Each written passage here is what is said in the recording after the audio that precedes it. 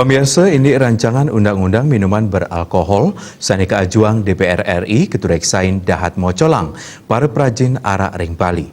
Makata pengrajin rau makin sampun ngawit negesang nula RUU Mikol punika.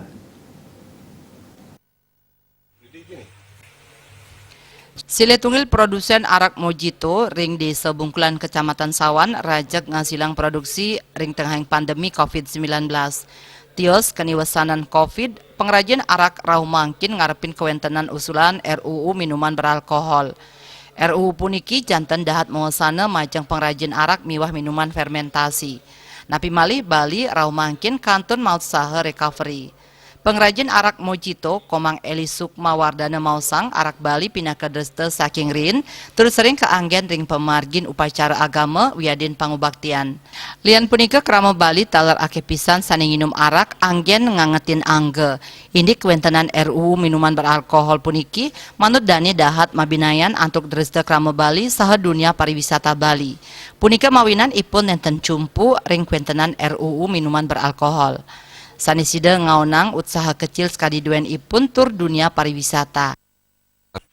Di sini melemahkan bisnis kecil kita bilang.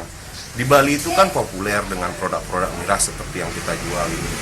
Nah kan sekarang jika ada aturan seperti itu, jelas salah satu merugikan kita.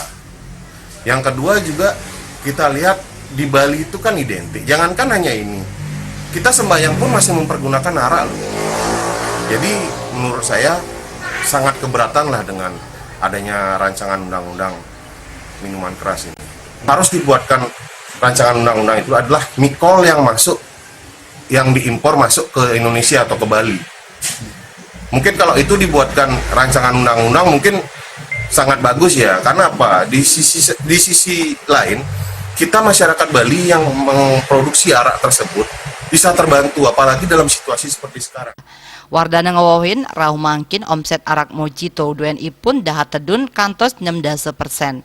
Ketanyane abulan sidang ngadol penyuan botol nanging mangkin wantah penyatusan botol abulan. Komang Yuda, Bali TV.